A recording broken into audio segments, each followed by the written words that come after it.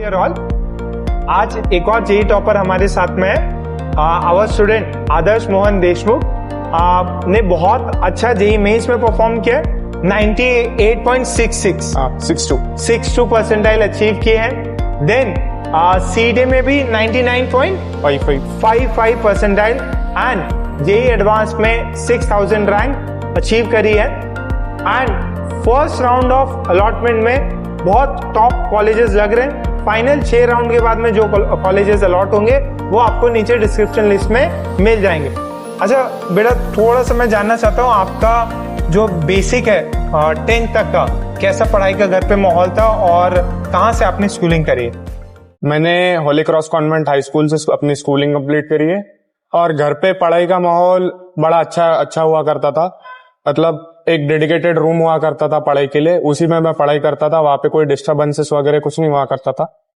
बस वहीं से मैंने अपनी 11th-12th भी वहीं पे पढ़ा है, वहीं पे मैंने सब कुछ सॉल्व वगैरह वहीं पे किया है और उसी शांति के माहौल में मैंने रैंक अचीव करी है। ओके, एक डेडिकेटेड रूम था जिसमें बच्चा पूरे फोकस से पढ़ाई करता था।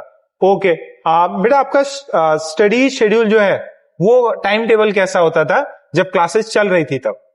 मेरा कोई एग्जैक्ट परफेक्ट स्टडी शेड्यूल नहीं हुआ करता था। मेरे को जितना टाइम क्लासेस और नींद के अलावा मिलता था मैं ट्राई करता था कि उसी को अपना 100% यूज करूं पढ़ाई के लिए और उसमें मिनिमम कुछ एक्स्ट्रा करिकुलर एक्टिविटीज करूं। ओके, एक्स्ट्रा करिकुलर एक्टिविटीज बहुत कम थी। हाँ, ज्यादा सब पढ़ाई में, एकेडमिक्स में ही फोकस थे। अच्छा बेटा, क्या क्या आपको सैक्रिफाइस करने पड़े इस 2 साल की जर्नी में, वो थोड़ा सा अपने जूनियर्स के साथ में या जो भी व्यूअर्स हैं उनके साथ में शेयर करें।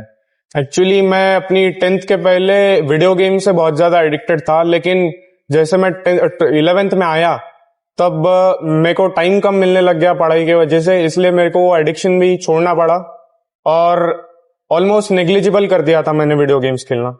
ओके, एंड आज जैसे बहुत बच्चों के मन में रहता कि हमें आईआईटी क्वालिफाई करने के लिए ये पर्टिकुलर सॉल्व करना पड़ेगा, ये बुक पढ़नी पड़ेगी, तो आपके क्या मतलब जो शेड्यूल रहा था कि कौन कौन से कंटेंट आपने फॉलो किया था for your preparation and practice solving?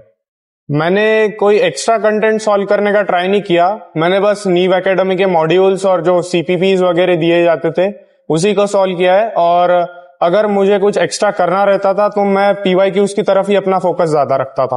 Okay, past years के जितने भी क्वेश्चंस हैं वो उस पे बच्चा अदर देन नीव के मटेरियल वही चीजें सॉल्व करता था। अच्छा, नीव के मटेरियल मॉड्यूल सारे हो जाते थे? लगभग हो जाते थे। लगभग। तो there is always a scope for improvement. ठीक है। अच्छा बेटा, टेस्ट जो नीव में होते थे किस टाइप के टेस्ट होते थे कॉलेज के, जब क्लासेस चलते थे तब? टेस्ट बहुत सारी टाइप्स के हुआ करते थे। एक ही चैप्टर के मल्टीपल टेस्ट हुआ करते थे। कभी इजी टेस्ट होता था, कभी हार्ड टाइप का टेस्ट होता था। पार्ट टेस्ट और फुल टेस्ट भी बहुत से होते थे और मैंने कोई भी टेस्ट और कोई भी लेक्चर नीफ में मिस नहीं किया है। Very good. देखिए, एक इंपॉर्टेंट पॉइंट, आपको छुट्टी नहीं लेनी, चाहे टेस्ट हो चाहे क्लास हो। 2 साल में कोई छुट्टी नहीं, बस लास्ट दिन छुट्टी ली थी। लास्ट डे जब सिलेबस कंप्लीट हो रहा था? हाँ, नहीं, लास्ट दिन, उस दिन कुछ नहीं था। ओके, तो ये देखिए कि जब तक गेम खत्म नहीं हो जाए, जब तक लेक्चर्स सारे खत्म नहीं हो जाए, तब तक आना है। अच्छा बेटा, एक ये जैसे आपने अपने एडिक्शन के बारे में बताया कि कैसे आपने ओवरकम किया, कौन कौन से बच्चों को इस लेवल पे, इस 11th-12th में डिस्ट्रैक्शंस होते हैं जिससे उसका रिजल्ट खराब हो जाता है, जो आप मानते हैं कि ये सोर्स ऑफ डिस्ट्रैक्शन ज्यादा होता है?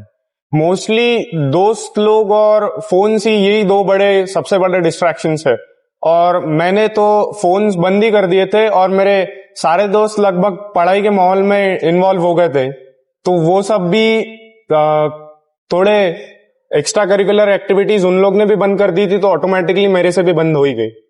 ओके, एंड जब आप पढ़ाई कर रहे थे तो आपके बैच का माहौल कैसा था, बच्चे कैसे थे? बैच का माहौल बहुत ही ज्यादा हेल्दी हुआ करता था, बहुत ही ज्यादा कॉम्पिटिटिव माहौल हुआ करता था और हम लोग हमेशा पढ़ाई के ओरिएंटेड बातें करा करते थे।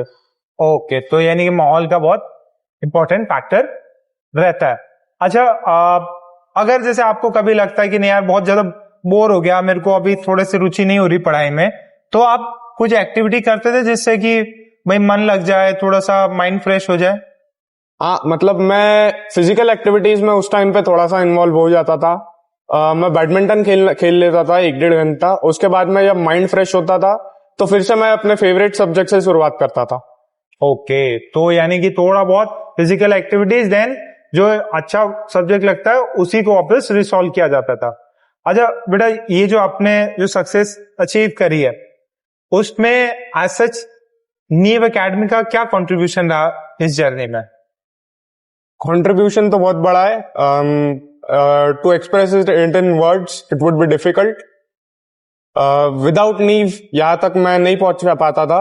मतलब उन लोग ने बहुत मोटिवेट किया है एंड उन लोग ने बहुत साथ दिया है। पढ़ाई के रिलेटेड ही नहीं, बाकी सब चीजों में भी उन लोग ने बहुत साथ दिया है। ओके, एंड जो पीयर माहौल है, टेस्ट है, क्लासेस कैसे होती थी? समझ में आता था सब कुछ? ऑलमोस्ट चीजें समझ जाती थी, लेकिन घर जाने के बाद एक बार रिवाइज करने पे सब कुछ क्लियर हो जाता था। ओके, तो यानी कि घर पे जाके आपको तुरंत रिवीजन करना है एंड कंटेंट समझ में आएगा। अच्छा, कभी कभार ऐसे होते हैं कुछ इजी चैप्टर आते हैं, कुछ टफ चैप्टर आते हैं, तो उसमें कभी मतलब जो कॉन्फिडेंस है डगमगाता नहीं था क्या बहुत टफ चैप्टर आ गया होगा कि नहीं? ऊपर नीचे हुआ करता था। मतलब it's a part of life. आपके स्कोर्स ऊपर नीचे हो गई, लेकिन आपको उसके वो स्कोर से उतना फर्क नहीं पड़ना चाहिए। आपका जो एंड रिजल्ट है वो ज्यादा मैटर करता है। ओके, सो बेटा ये 2-4 जो भी इंपॉर्टेंट पॉइंट्स हैं कि पढ़ते रहना है, हम ज्यादा स्कोर रहेगा, but you have to be consistent in your studies और रिजल्ट पक्का मिलेगा। ठीक है? ओके,